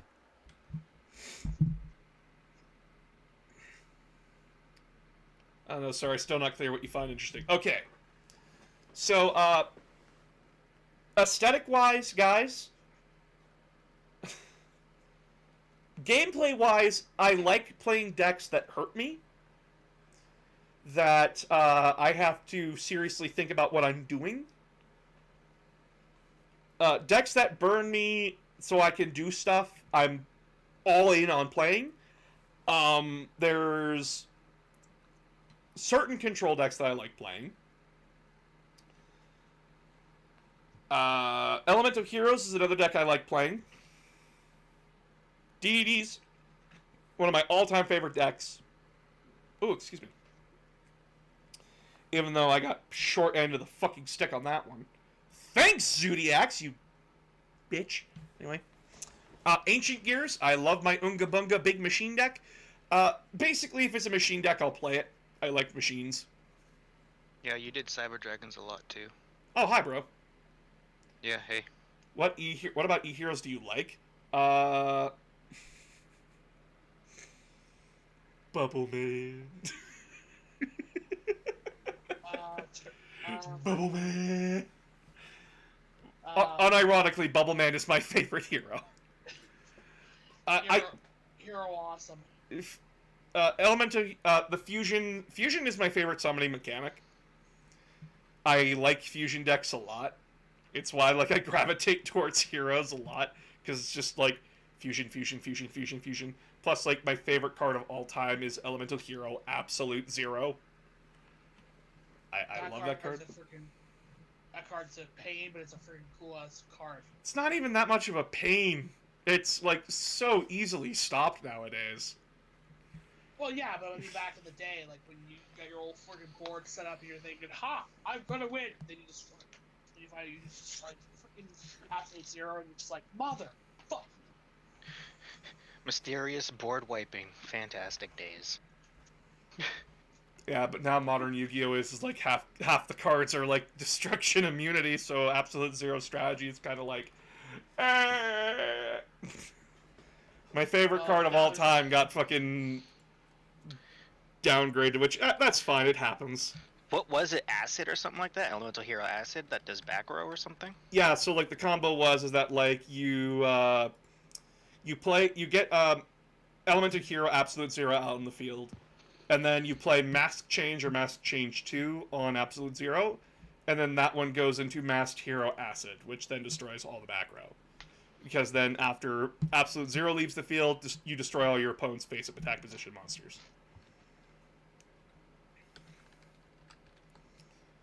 And I just genuinely love Absolute Zero's art style. It's fucking sick, bud. The heroes did have really nice art. Oh, they really did. I love the Elemental Hero art a lot of the time. And actually, the funniest thing is that a lot of like the later hero art that came out, so like Elemental Hero The Shining, Elemental Hero Nova Master, Elemental Hero Gaia, Elemental Hero Great Tornado, all their art was actually taken from their scenes in the manga. As like a little bit of a fun fact. Yeah. Absolute Zero's pose is from his first introduction from the manga. And I love that. I do like the Elemental Heroes a lot, though. Like the Destiny Heroes were a close second. Then the Masked Heroes came out, and I just love the Masked Heroes.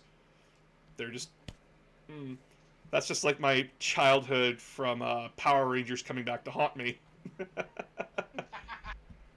Though I do understand why a lot of people hate heroes. They do get like a lot of support, like right the fuck out of nowhere, and they can really just go back into rogue status at any point. And if you don't know what rogue status means, chat, rogue status when it comes to competitive is that like, given the right circumstances, this a deck can swing with the best of them. Given like the right circumstances and right plays. The underdog. Yeah, it's the underdog. Evil Swarms are a good example of that, in my opinion. Evil Swarms? They were rogue for a tiny bit, and nowadays they just get clowned on, which sucks. But then people were really stupid with the Evil Swarm deck because they're like, oh, why is this deck so bad? Because it's not meant to be played as pure evil. Like, it's called the Ice Swarm archetype. And people were like, what? There's more to the Evil Swarm archetype? Yeah! They're the Ice Swarms. There's Steel Swarms with that too. You're supposed to play them together. And everyone was like, what?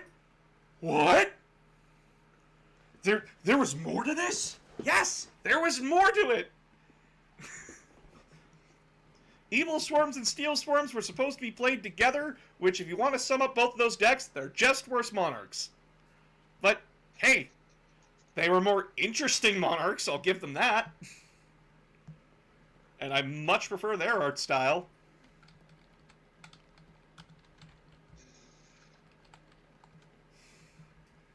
Like, I love the Steel Swarm archetype. Like, they look sick.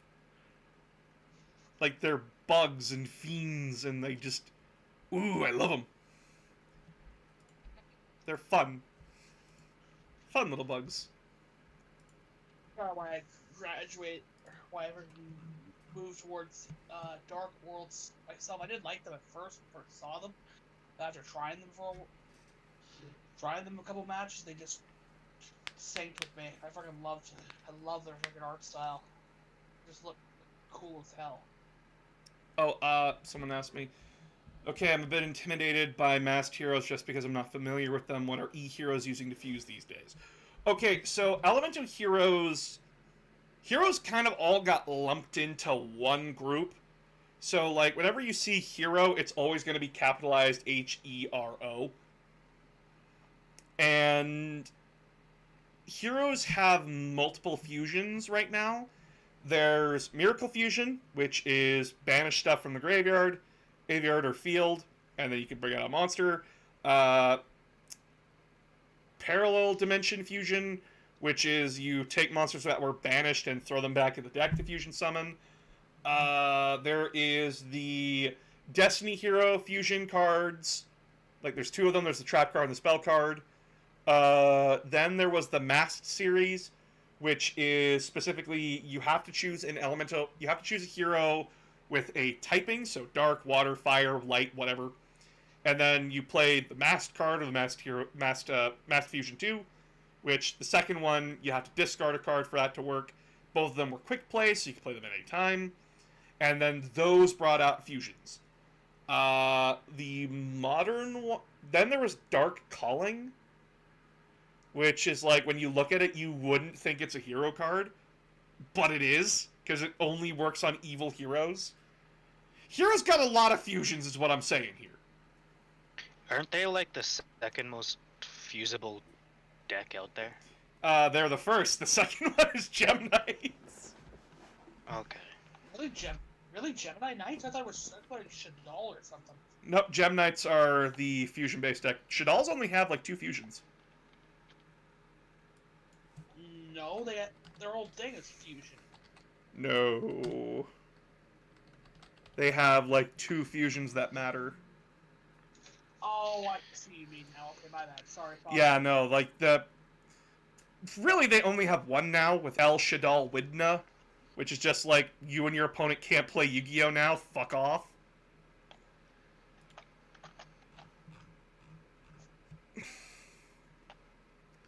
Yeah, so like you don't really care about fusions with Shaddolls anymore, also because Shaddolls are defunct, sadly. Which kind of sucks, but I'm very happy this control-based fucking deck is dead. Murder it with a passion. Well, when you get told no on multiple occasions because some stupid puppet came out and said no, you kind of want to bitch slap it. What about E-Heroes do you like? It's hard to pin down what I like about them. I love their art aesthetic. I love their style of play as, like, the hero has arrived to save the day, kind of a thing. I really like that play motif about them, is that, like, the heroes come together to create stronger heroes. They literally Power Ranger their Megamorphs. I did Josh? I did play Destiny Heroes for a while, and that was a bit of a wild ride. Because Destiny Heroes play way differently than regular heroes do. Because heroes are just like a simple make a bigger monster punch down kind of a thing. Destiny Heroes focus on controlling the battlefield and, like, stalling to get, like, Plasma or Dogma out. Those were very interesting, to say the least. And then they too became a punch-down deck. Well, Dreadmaster removes fucking one of them does protection, one lets you draw 2, bunch of other stuff. But yeah.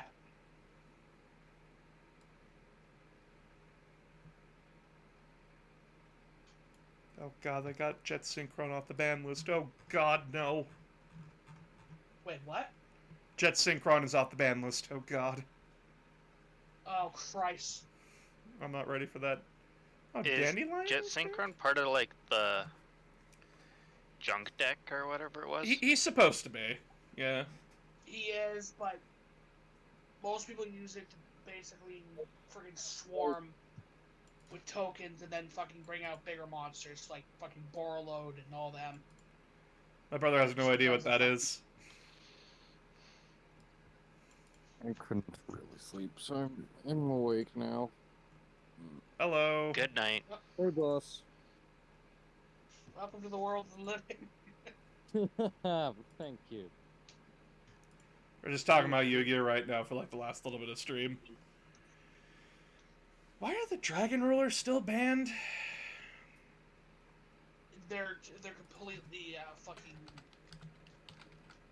insane. Yeah, they're not insane anymore. No, I know, but I think it's the whole.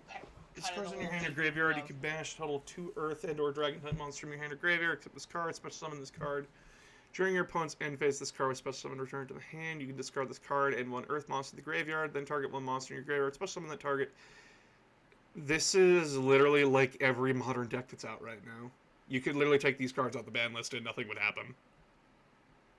Well, I think they're more worried like it's gonna turn into like a Pepe kind of thing. Yeah, I do not trust Konami's judgment on a lot of things because a lot of their, a lot of the decisions can be based upon. Yeah, sorry?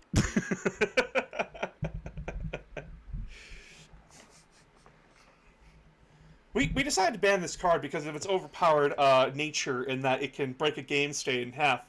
By the way, here's fucking Eye of Timaeus. Here's a Fairy Tale Snow. Here's Maxi. Which, by the way, Maxi has been a terrible fucking thing that's ever happened to Yu-Gi-Oh! And I'm glad it's still limited in the I'm glad it's still banned in the TCG, but on Master Duel, I hate playing that fucking minigame. No, my boy Ronin Toden is banned. No! No! What about Wind Up Kitten? Wind Where's Up that Kitten. meme at? Is that still banned? Wind Up Kitten was never banned. Never? What was it that was banned? Wasn't like something in the Wind Up banned? Yeah, it was like Wind Up Carrier was banned for a little bit. Oh, Wind Up Carrier. Yeah, it's Wind Up Carrier that's still banned.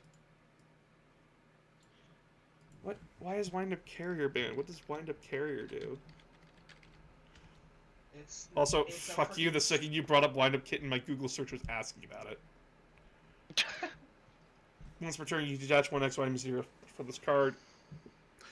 Special summon one Wind Up monster from your hand or deck. When a face up Wind Up monster, the field is destroyed and sent to the graveyard, except during the damage step, you can detach one.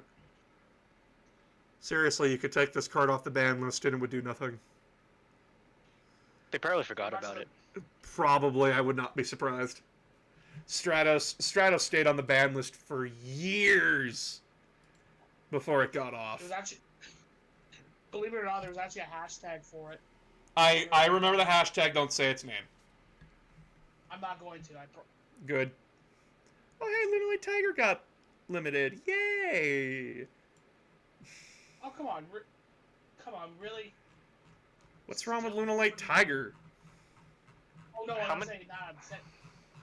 I'm looking at... Wait. What are they limited... Oh, they're limited to the freaking danger cards. Oh no, Ancient Fairy Dragon. What support card would you print if you could print it? A support card for Dynamists for a fucking start.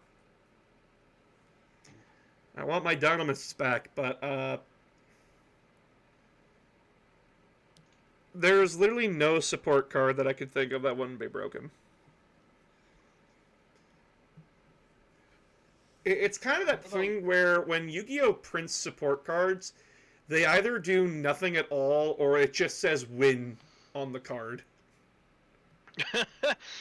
But they in that between the W, I, and N, there's like 50 other words. Pretty much. It's just like like with the new Inzektor card that came out, you could literally print win the duel on the card, it would still not be good enough for it. Wow, this Discord's getting chunky with people. Years. It's a bit frustrating when trying to talk about like what you would do for Yu-Gi-Oh support, because like you have to think about like what a deck does and what it wants to do, what's that deck's win condition, and how can you get that deck to that win condition. For like Blue Eyes as an example, its win condition is that I just want to swarm the field with dragons that are over 2,500 attack and beat the ever-loving fuck out of my opponent. Overwhelming power is the win condition. Or for a deck like Madolche's, it's bouncing cards back and controlling the field. Dynamists were all about swarming protection. They would protect each other, and then you would just swarm the field with them, and then just beat the shit out of your opponent with overwhelming numbers. And that they would just keep coming back. The whole thing about Dynamists is that they just keep coming back. But they're way too slow now for that, and the back row is really, really cluttered. So, like, if I had to create a support card for Dynamists, I would give them a new monster, and I would give them a new spell card. Not focused on protection, but helping them speed up. Because the protection's good. It is like if a Dynamist would be like destroyed by a card effect or like targeted by one, you can just say, nope, my Pendulum card is taking that instead. Or it's just like, destroy this card, negate that effect. Which is perfectly fine. They got the protection down. I would love for them to get an extra deck monster to help speed them up. Whether that be a rank 5 or a rank 4, they just need something to help get their monsters out into the field and keep them safe. That's all they really need. I'll be back, guys. Alright. Will you? Oh, no, he's gone Yeah. before we could ask.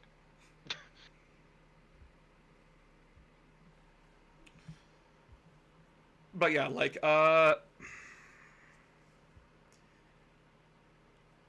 you really have to think about, like, what a deck does, because there's been some support cards that have been printed where it's just, like, you don't advance the deck's game state at all. You just exist to be annoying. The best example of that is, like, Elemental Hero Lady Heat. She burns people. I don't know what that does for the Elemental Hero deck at all. It doesn't help advance their playstyle. It doesn't help advance their strategies. All she does is burn things. Okay. The only way I could see that coming into play is if it's like at the very end of the game and you just need the extra little bit of damage to finish it. Then I just play Gaga Cowboy. What happens if you don't own Cowboy? Then you should have killed them. You should have killed them on that turn. By no means, like, you should have this card in your deck. Fuck that card. Burn it. Just Seto Kaiba it from episode it all 1 down. or whatever. Rip it in half. What would you print to make spirits viable? Ooh, that's a. Well, what is The Spirit problem with Vibe? spirits is that they self-bounce. That's the problem with spirits. And spirits were good back in OG Duel Monsters, but like nowadays, if your cards are self-bouncing themselves, you're dead. You don't want an archetype that does that to you, and there is a card that stops them from doing that, but a game state should not be decided whether upon my opponent has MST or not. If, like, you'd have to revamp spirits entirely for them to be good nowadays. Maybe you like just take this like keep the whole bouncing ability, but No, don't Say- keep the bouncing ability. Don't! No, Self-bouncing is bad. no, hear me out. What if you take the bounce, but when it bounces, it does some kind of effect where it does something to your opponent? So something like Ghost Tricks. Ghost like, Tricks. Say the bunny, for example, it hits you and then it returns to your hand, right? What if when it hits, after it hits you, you have to send one card from your hand to the graveyard, or you have to send like a monster with an attack lower? So I'm minusing myself to play my deck? Well, no, it bounces back in the field, but it takes something from your opponent while they're freaking. So they have to play around that kind of thing. There's another problem, is that a lot of decks want cards in the graveyard. So if you're sending a card to the graveyard, you're not doing a very good job. Okay, what if it's like bounce to the deck or something? If you're bouncing it back to the deck, that's a little bit better. Because Aren't then... there some decks that revolve around your graveyard? Oh, there's tons of decks that do it. The problem with spirits is that they're way too slow right now, and a lot of their cards just bounce themselves back to your hand when you really don't want them to. The only way to fix spirits, in my opinion, is give them cards that help them swarm the field, get rid of the fucking self-bouncing, and, like... People remember spirits fondly because of one card, and it was Yada. And Yada is only fondly remembered because it locked games down because your opponent couldn't draw cards whenever it hit them. So- Famous Yada Lock. Yeah, the Yada lock was stupid. That's the only reason people remember spirits fondly. I promise you, spirits are garbage. They are a bad deck, and they drive me up the fucking wall. And at that point, just play a stall deck. Like, that's the only way you can make spirits good, is that you play a stall deck.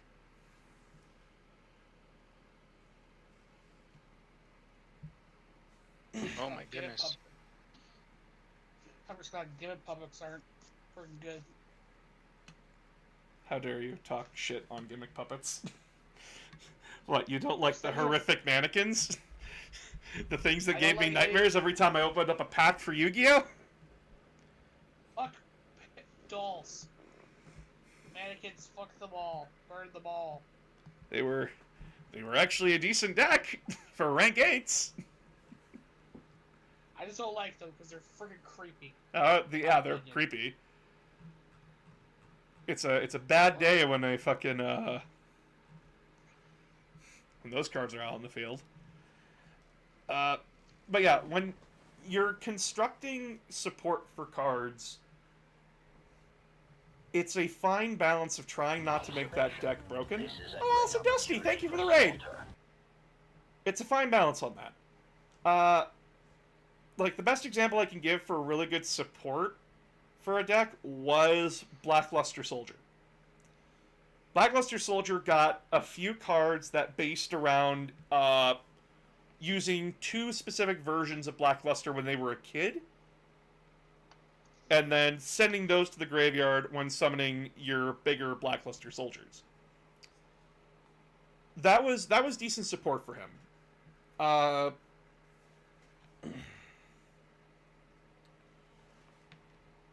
Did it launch Blackluster Soldier to Tier 1 status again? No. But then, surprisingly, Blackluster Soldier got lumped in with Gaia. And both those decks work really, really well together and can make some pretty impressive fields. With everything else said and done, I don't know what a lot of decks need for them to be good. Like, to be of the modern competitive viability. I know for a fact that I'm getting sick and tired of the fucking stun locks. Of, like, the skill drains and shit. Well, I think the reason skill drain is being used so much is because of... It's not skill drain the card, it's other cards doing what skill drain does. Oh, okay. Sorry, I thought you meant the card. Because a lot of Konami's solutions for support cards is just give the deck skill drain. No. How about you do something else? Make it interesting. I'm sick of playing skill drain. Trap Trick structure deck actually pretty good. I mean, Trap Trick looking amazing. Plays it a little. There was this. I watch a guy named MBT on YouTube, and he does like these Twitter threads. And his recent Twitter thread was talk about some of the craziest things that happened at your locals. One person said that at their locals, one of the players there was involved in an active Amber Alert, and he just goes, imagine you're sitting there at the table. Be aware of someone playing a Trap Trick structure deck. What?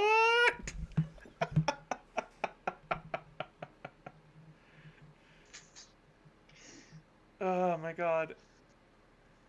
So, actually the funniest thing is that I think I've talked about him before, but we have one of the world's best players here where I live.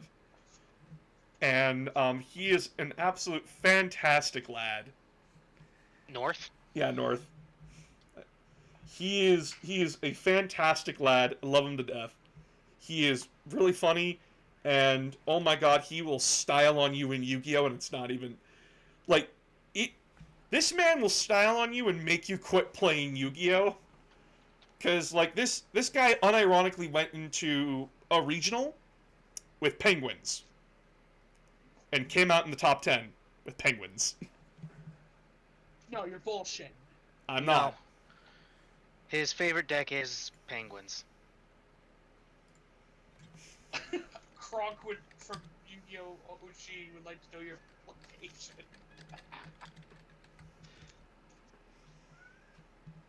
It's it was actually pretty funny.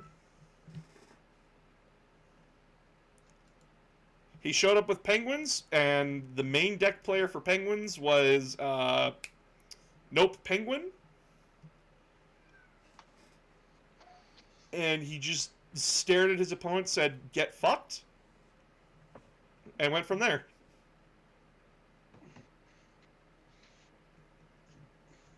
Granted, this was like older Yu-Gi-Oh! When that was around, so like trying to find it's a pain in my ass.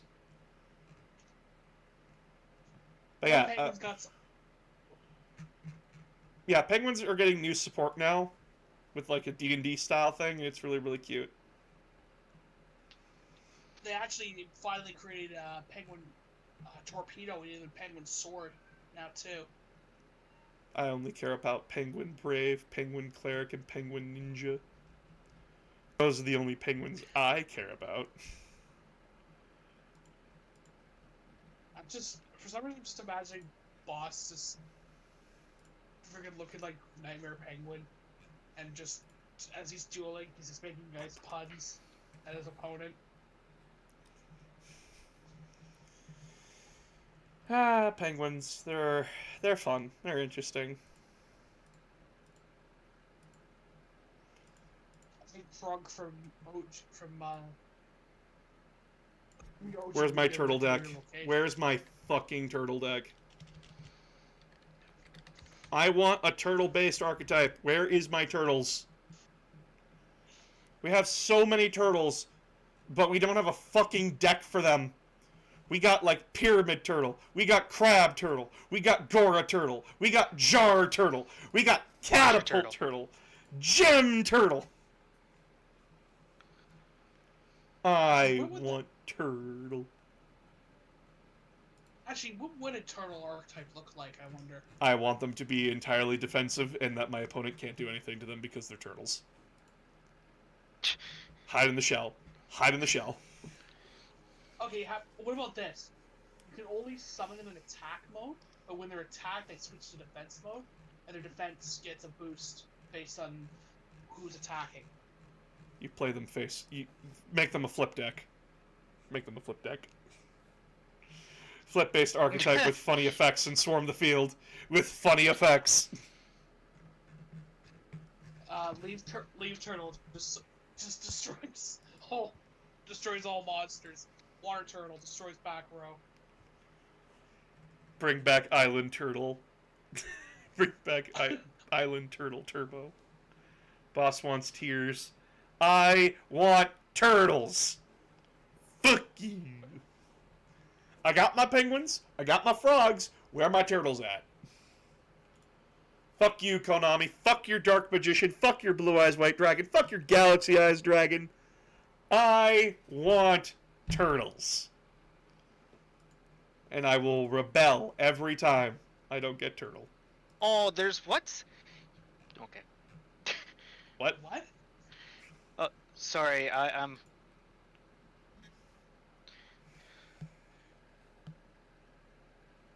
That scared me.